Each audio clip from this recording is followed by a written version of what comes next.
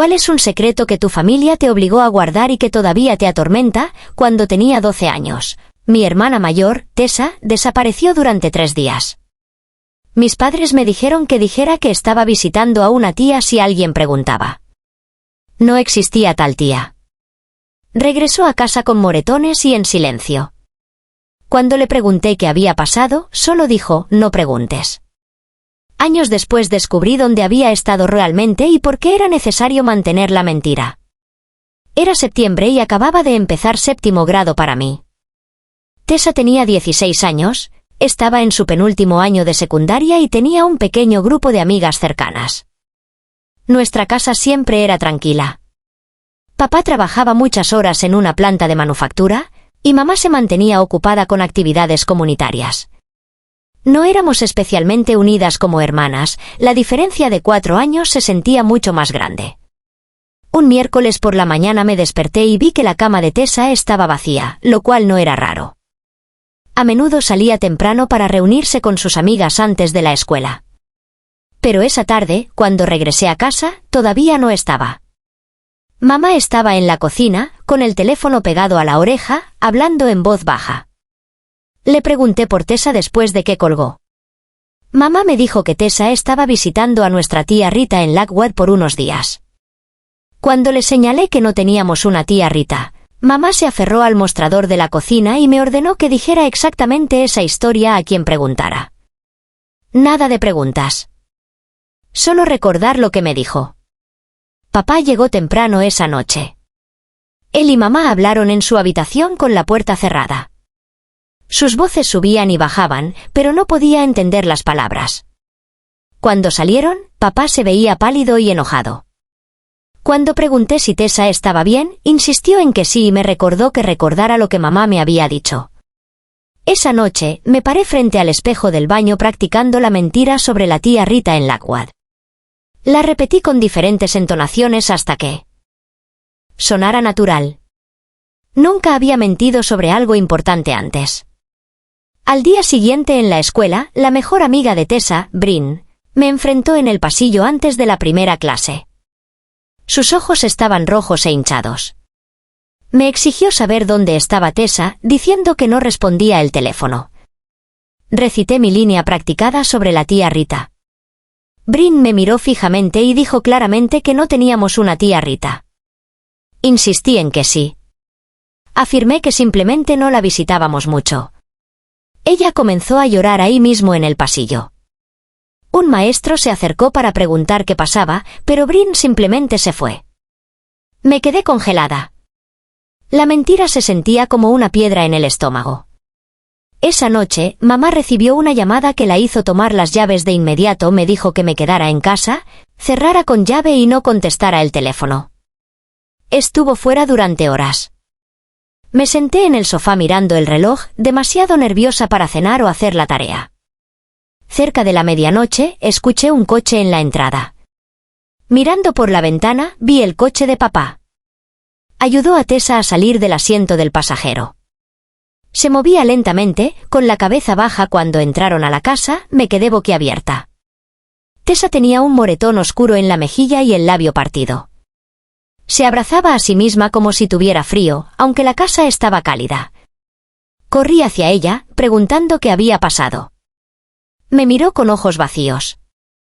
No preguntes, dijo, y luego fue directamente a nuestra habitación compartida y cerró la puerta.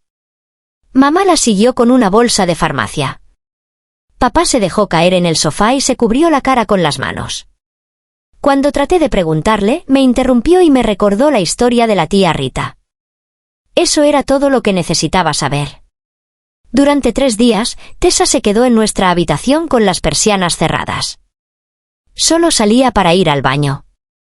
Mamá le llevaba comida en bandejas que regresaban casi intactas. Dormí en el sofá porque mamá dijo que Tessa necesitaba espacio. El domingo por la noche, mamá y papá. Mientras limpiaba mi armario, encontré una caja con recuerdos de la secundaria. Dentro había mi diario de 7º grado con entradas sobre la desaparición y el regreso de Tessa. Leerlo trajo de vuelta todas mis preguntas.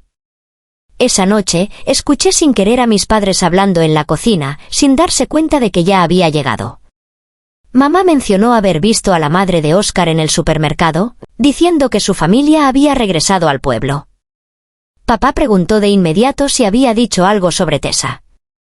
Mamá respondió que fingió no verla, lo cual pareció aliviar a papá. Me quedé congelada en el pasillo. Oscar. El nombre me sonaba vagamente, pero no lo ubicaba bien. Más tarde esa noche, busqué en los anuarios escolares de Tessa hasta que lo encontré. Oscar Reyes, 2 años mayor que Tessa. Vagamente lo recordaba como su novio durante el segundo año de Tessa, antes de que desapareciera. Al día siguiente, fui a la casa de Brin. No habíamos hablado mucho desde la secundaria, pero sus padres aún vivían allí y ella también estaba en casa por las vacaciones cuando estuvimos solas. Le pregunté sobre la desaparición de Tessa.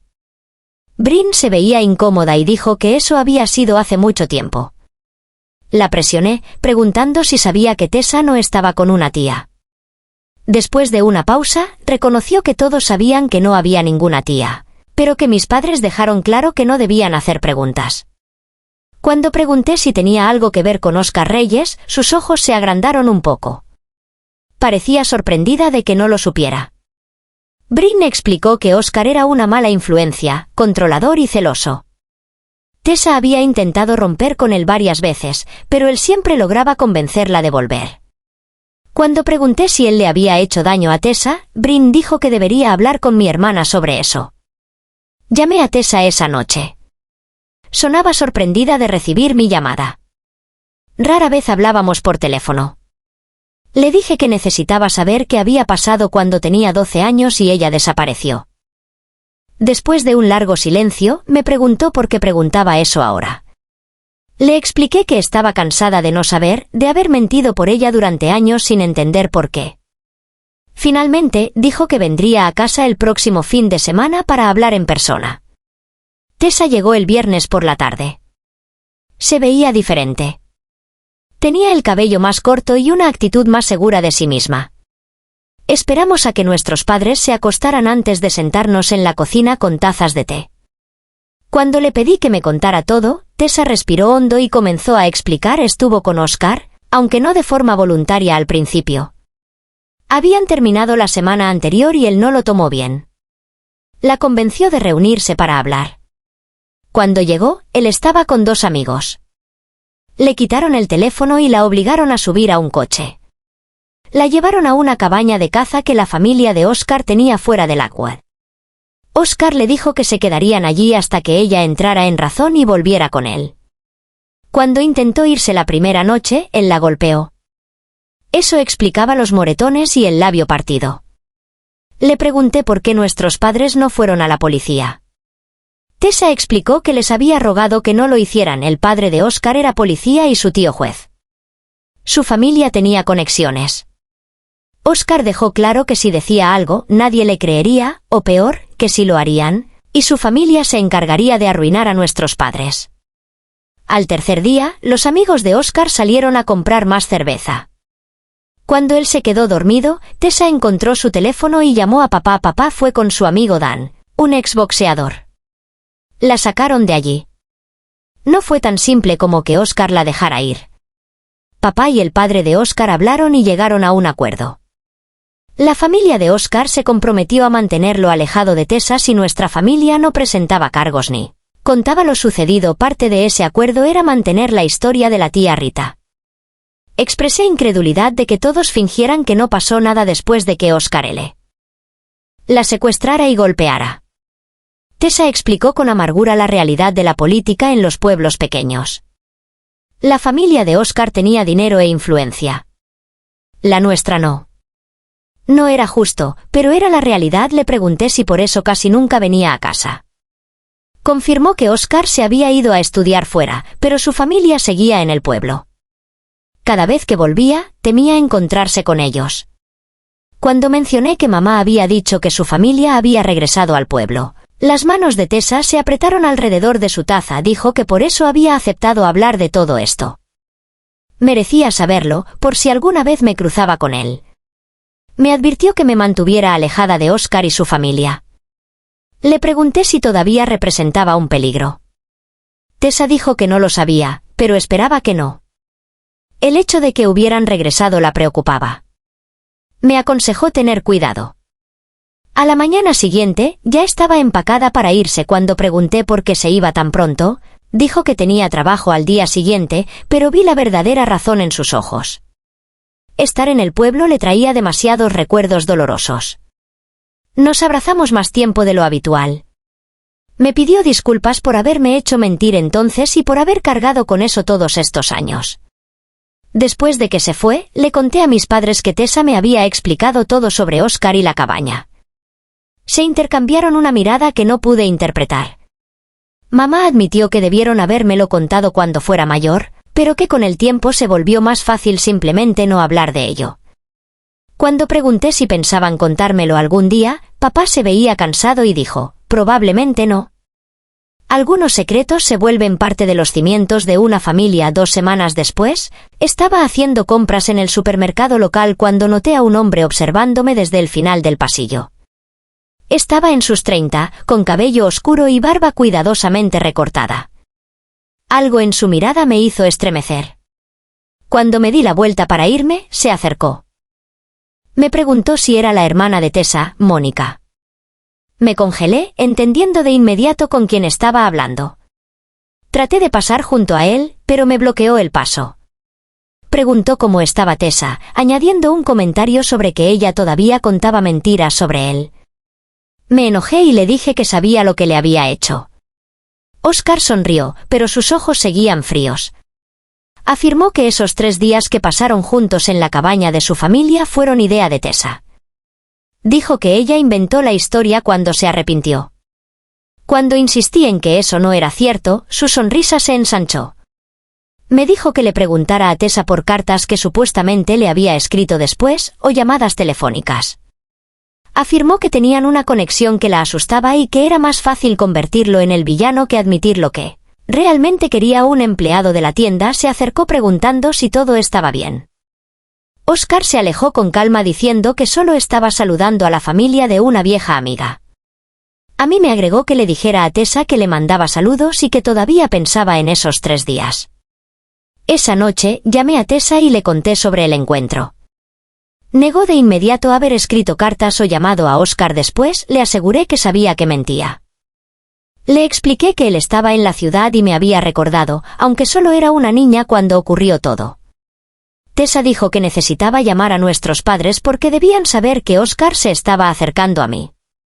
Al día siguiente, papá llamó al padre de Oscar. El acuerdo fue revisado. El padre de Oscar afirmó que su hijo solo estaba en el pueblo temporalmente y se iría pronto. Papá dejó claro que si Oscar volvía a contactarme, el acuerdo quedaría anulado. Pasó una semana sin incidentes. Luego, una tarde, regresé a casa y encontré un paquete en el porche a mi nombre. Dentro había un cuaderno espiral desgastado.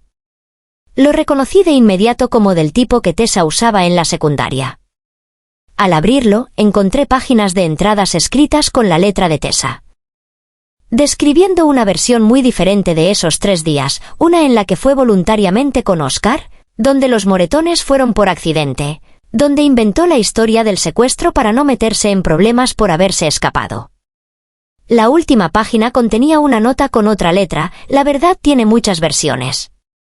Supe de inmediato que el diario era falso, uno muy convincente, pero aún así una falsificación. La letra era parecida a la de Tessa, pero no exacta. Algunas frases no sonaban a ella en absoluto. Era un intento calculado para hacerme dudar de su historia. Llamé a Tessa otra vez y le describí el cuaderno. Me dijo que lo quemara. Esto era lo que Oscar hacía, retorcer la realidad y sembrar duda. Así la controlaba en ese entonces. Cuando pregunté si debíamos ir a la policía, cuestionó qué evidencia teníamos. Un diario falso que él negaría haber enviado. Sería su palabra contra la de él, como antes. Esa noche, encendí fuego en el patio trasero y vi cómo el cuaderno se quemaba página por página. 2 días después, mamá recibió una llamada de la madre de Oscar. La conversación fue breve, pero después mamá se veía aliviada. Me dijo que se irían del pueblo para siempre esta vez. El padre de Oscar había recibido una oferta de trabajo en Arizona. Cuando pregunté si les creía, dijo que quería hacerlo, pero que estaríamos vigilantes. Pasaron los meses sin más contacto de Óscar o su familia. Poco a poco, la tensión se fue disipando. Tessa incluso vino a casa para el Día de Acción de Gracias, la primera festividad que pasaba con nosotros en años. Mientras estábamos sentadas en la mesa, noté que ya no se sobresaltaba con ruidos inesperados, que reía con más libertad de la que recordaba.